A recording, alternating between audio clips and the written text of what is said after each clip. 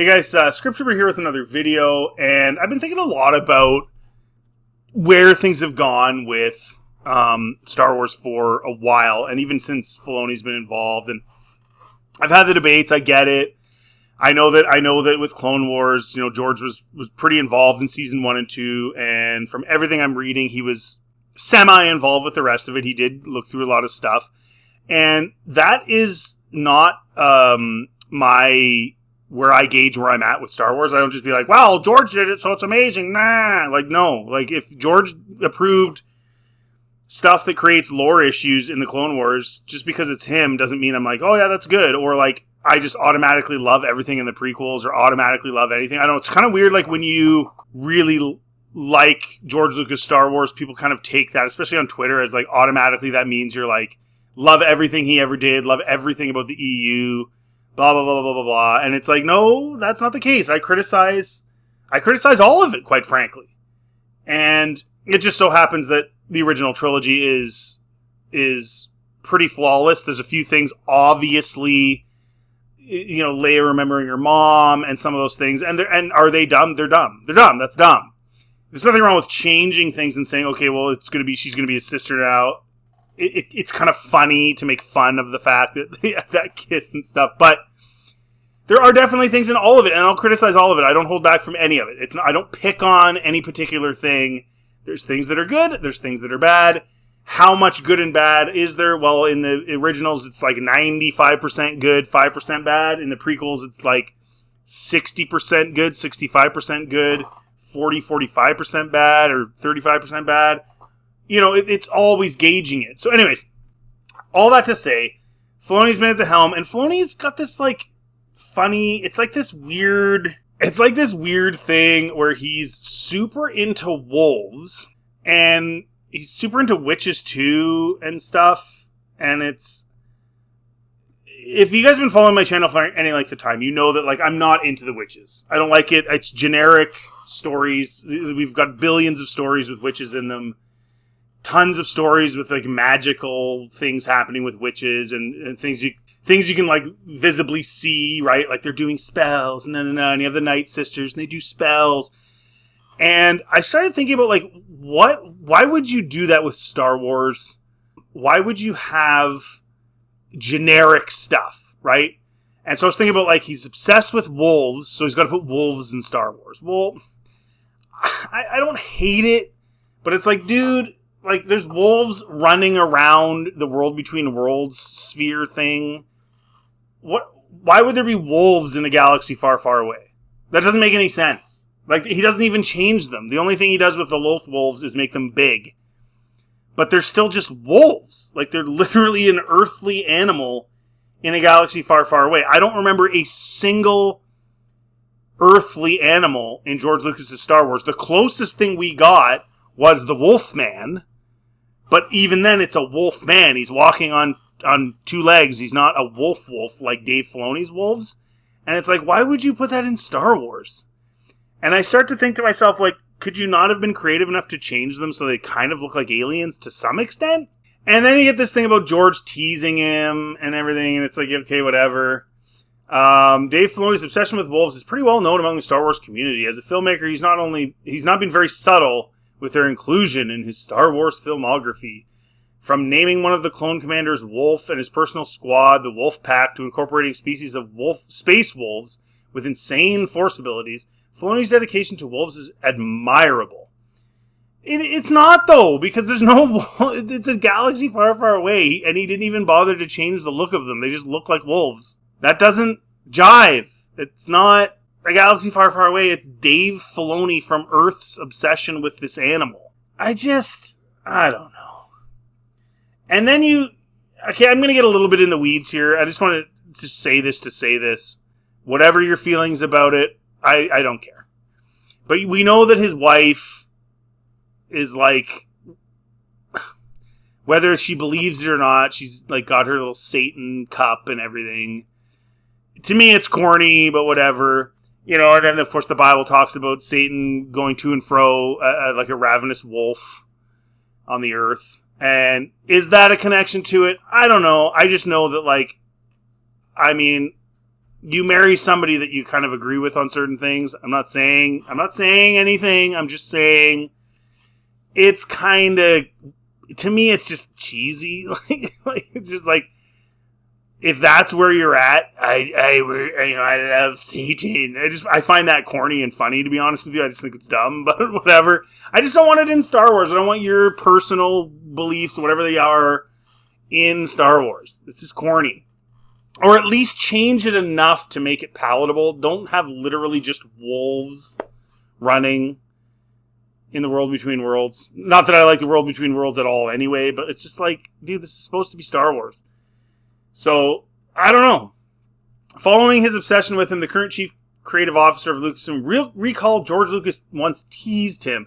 Now, I don't believe anything Filoni says. So, if he says he teased him, I have no idea to what extent he teased him, or if he even teased him, honestly, because I don't believe him. Because we've gotten so many conflicting things about how much involvement George had in the Clone Wars from him and people around him that I don't know. I just don't know. Like, if you're telling the truth, you just tell it. You don't have to have 15 different stories over the 5 or 10 year period that don't always jive. You just say what happened, right? Wolves have always been fascinated to Dave Filoni since he watched 1983's Never Cry Wolf, which opened his eyes to the world and the environment and wolves. Since delving into the realm of Star Wars, the Ahsoka showrunner has put his love for the animal on full display, which can be both subtle and very on the nose. Doesn't feel very subtle. Although Filoni refrained from using actual animals for Rebels and Clone Wars despite painting characters alongside wolves, in a galaxy far, far away, he revealed George Lucas used to tease him about his obsession. George and I used to talk about it, and he'd tease me a bit about it. Would he, though? Was it just that one time, Dave? Was this that one time he said that one thing once, and then you're making it into something? Is that maybe more accurate? I feel like it probably is, but who really knows? Because these guys just say stuff. Filoni also encouraged viewers fascinated by his depictions of the Loth Wolf, to take an interest in learning about real-life wolves. I don't think they care, Dave. I think they're just watching Star Wars. Nobody cares. If they're people that are into animals might look into wolves, but like, look at this. Like, this is what I'm saying. Like, they're just wolves in Star Wars. Like, this, like, where's the anatomical difference or alien lookingness to them or anything? He even calls them Loth wolves. So they're just wolves. That's it. He didn't do anything else. There's no creativity at all. He's just like, I like wolves. Put wolves in Star Wars. It's just, and again, it's not a huge deal, guys. I've just been thinking about it and wanted to make a video about it because it's just corny. It's just lame. Like, do something else. Make it at least look somewhat like an alien. I don't mind if it's like kind of a wolf creature, but at least try. You know? And don't do what they did in the Ahsoka show, which was just literally copy the wolves from Lord of the Rings. Like, they're basically the exact same. And then say they're different, right? While expressing his fascination with the wolves, the Ahsoka showrunner stressed that in folklore, wolves are either seen as positive or vilified, depending on the story. Following this contrast, which varies on the story's perspective, Filoni found this duality similar to the Force in the Star Wars universe. Considering both wolves and the Force have a dark and light side. No, they don't! No, they don't! The Star Wars Rebels creator found them interesting symbols. No, they don't. And this is where, like, George's involvement in the Clone Wars bugs me. Because he elevates this storyboard artist to, like, running a TV show for him that's canonical. And it's like, dude, you yourself in 2010 in an interview said clearly, which we all knew, was that the Force is the light side and the dark is the manipulating and twisting of the Force, which is why it's bad. So wolves have a dark and a light side, which makes them similar to the Force. No, it doesn't. No. And you know what? It bugs me that George doesn't come out and say anything about this stuff. He just kind of lets it happen.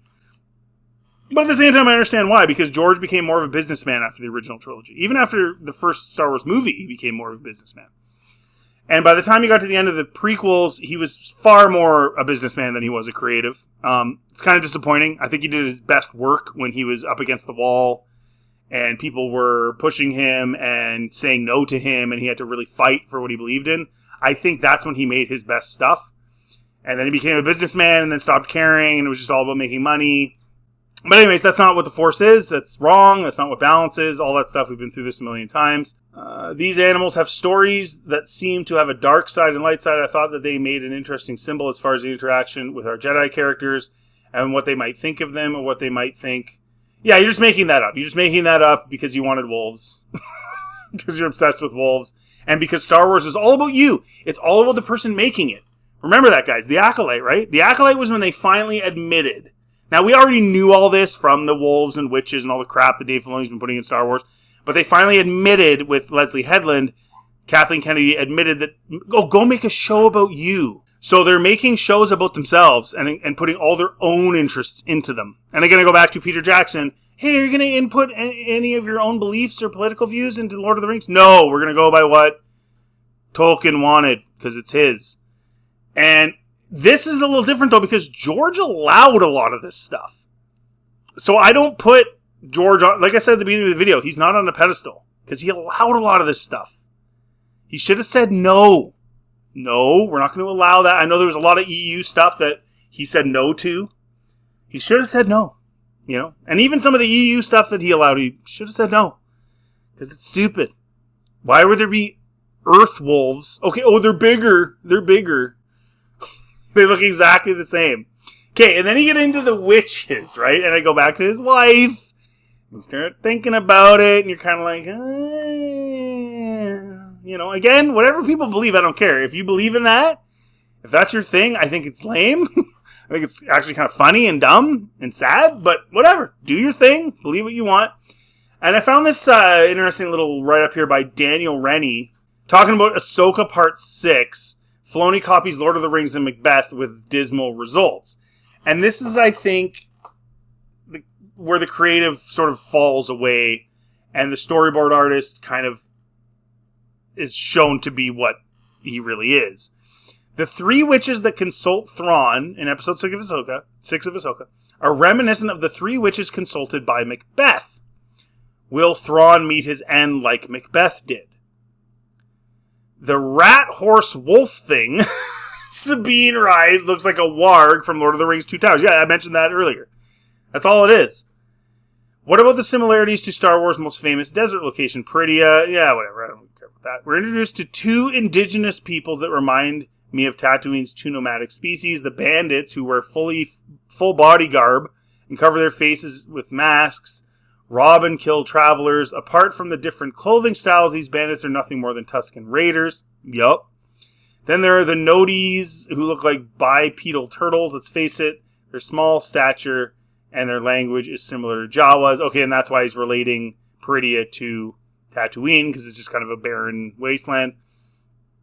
But going back to the witches, again, like, it's generic. It's not mysterious. Part of fantasy is mystery, and they've kind of taken that all away, and the witches are just part of that. It's just generic magic in Star Wars. Yay! You know, you totally lost the mysticism of it entirely. Everything's explained.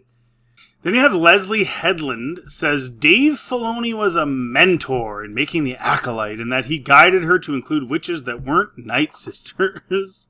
It's just, Dave Filoni very quickly became kind of a mentor of mine in terms of navigating what this part of the timeline would be like for us, both the Jedi and then other Force users. It was kind of this aha moment for me when he told me, you know, not all witches are Night Sisters. Just keep piling them on. Keep putting generic crap. Just pile it on, Dave. Give her the idea, Dave. Now they're going to explain, or at least they want to. It'll probably get canceled, but the Dawn of the Jedi is going to... The first Jedi. I don't want to see I don't want to know about that stuff because it ruins it. It makes it too... It loses its nuance, and it's fun to think about those things without actually knowing. That's what makes it interesting. But Disney has a thing where it's like, explain everything, every little detail, lightsaber colors changing, they were bleeding crystals. Like, dude, calm down. Stop making everything a thing. Not everything has to be a thing. And that started with the Clone Wars. Everything had to be a thing. And then you get into Dave Filoni, and everything's a thing with Dave Filoni, and then he's adding in his love of his own personal wolf thing, and his own personal witch thing, and everything about it dissolves Star Wars. A lot of people like, oh, this killed Star Wars. No, it's dissolving it slowly. It's like a bath bomb. it's shrunk now to 1/10 of its size, and it's about to be fully dissolved, and they just keep going down this road. So it'll be interesting to see in the next season of Ahsoka, which I will review and very likely make fun of if it ever comes out, how far this goes. They're going to keep doing this stuff, generic witchcraft, witches, wolves, lame, boring. Let me know in the comment section what you guys think. I mean, am I going too far here? Am I being too critical, or am I hitting the nail on the head? And if you like this content, please like, subscribe, also to the channel. Check out anything else on my channel. Have yourselves a really good day.